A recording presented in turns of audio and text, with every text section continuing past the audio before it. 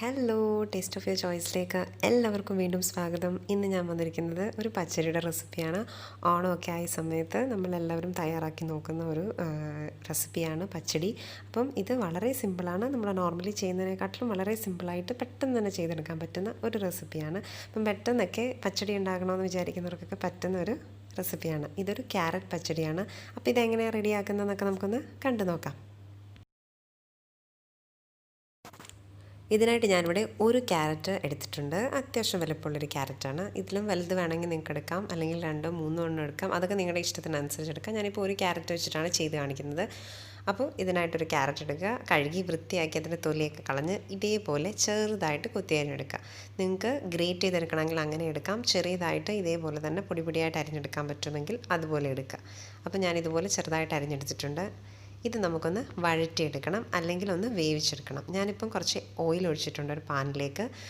ഈ ഓയിലിനകത്തിട്ട് ജസ്റ്റ് ഒന്ന് വഴറ്റിയെടുക്കുകയാണ് ചെയ്യുന്നത്. വഴറ്റി കഴിഞ്ഞതിന് ശേഷം ഒരു 2 3 4 മിനിറ്റ് ഒന്ന് അടച്ചു വെച്ച് വേവിച്ചെടുക്കും.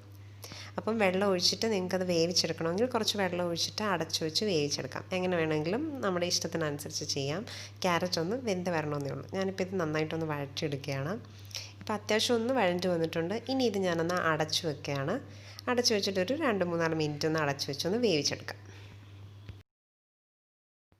ക്യാരറ്റ് വെന്ത് വരുന്ന സമയത്ത് നമുക്കിതിൻ്റെ അരപ്പൊന്ന് റെഡിയാക്കി എടുക്കണം. അതിനായിട്ട് ഞാനിവിടെ 4 ടേബിൾ സ്പൂൺ തേങ്ങ ചിരവിയതെടുത്തിട്ടുണ്ട്. അതിലേക്കൊരു 5 അല്ലി വെളുത്തുള്ളി, 1/4 ടീസ്പൂൺ ജീരകം, അതുപോലെ ഒരു പച്ചമുളക് എടുത്തിട്ടുണ്ട്. എരിവുള്ള പച്ചമുളകാണ്, അതുകൊണ്ട് ഞാൻ ഒരെണ്ണം എടുത്തുള്ളൂ.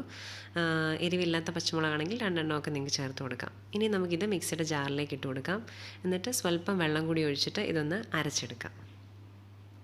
ഫൈൻ അങ്ങ് പേസ്റ്റായിട്ട് അരച്ചെടുക്കേണ്ട ആവശ്യമില്ല. അത്യാവശ്യം ഒന്നങ്ങ് അരഞ്ഞ് വന്നാൽ മതി.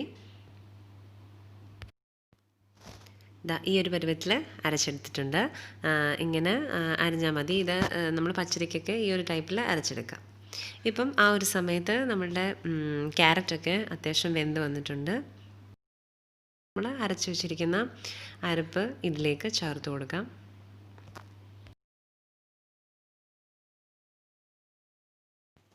ഇനി ഇത് വഴറ്റി കൊടുക്കണം. അതിൻ്റെയൊക്കെ ഒരു, അതായത് ഈ തേങ്ങയുടെയൊക്കെ ഒരു പച്ചമണമൊക്കെ ഒന്ന് മാറി വരുന്നത് വരെ ഒന്നങ്ങ് വഴറ്റി കൊടുക്കുക.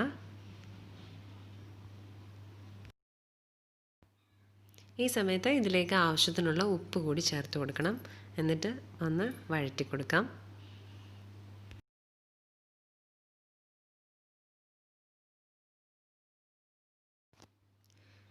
ഇതിലേക്ക് ഇനി ഞാൻ ആ മിക്സിയുടെ ജാറിലേക്ക് കുറച്ച് വെള്ളം ഒഴിച്ചിട്ട് അതുകൂടി ഇതിലേക്ക് ചേർത്ത് കൊടുക്കുകയാണ്. ഇനി ഈ വെള്ളം ഒന്ന് പറ്റി വരുന്നത് വരെ ഒന്നങ്ങ് വഴറ്റിയെടുക്കണം. പെട്ടെന്ന് തീ ഒന്ന് കൂട്ടി വെച്ചിട്ട് ഒന്നങ്ങ് പറ്റിച്ചെടുത്താൽ മതി.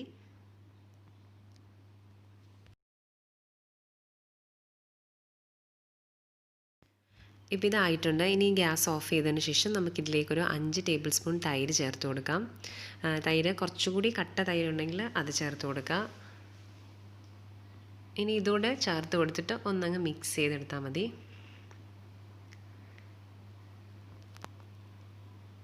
ഇപ്പോൾ ഇത് മൊത്തത്തിൽ മിക്സായി വന്നിട്ടുണ്ട്. ഇനി ഇത് കുറച്ച് സമയം ഇരിക്കുമ്പോൾ ഒന്ന് കുറുകി വരും. ഇനിയും നമുക്ക് വേണ്ടിയത് ഇതിലേക്കൊന്ന് കടുക് പൊട്ടിച്ചൊടിക്കണം. അതിനായിട്ട് ഞാനിവിടെ ഒരു ചീനച്ചട്ടി വെച്ചിട്ടുണ്ട്. അതിലേക്ക് ഞാനൊരു 2 ടീസ്പൂൺ വെളിച്ചെണ്ണ ഒഴിച്ചു കൊടുക്കുന്നുണ്ട്. അതിലേക്ക് കുറച്ച് കടുക് ചേർത്ത് കൊടുക്കുന്നുണ്ട്. കടുക് പൊട്ടി വരുമ്പം അതിലേക്കൊരു 3 4 ചെറിയുള്ളി അരിഞ്ഞതോടെ ചേർത്ത് കൊടുക്കുകയാണ്.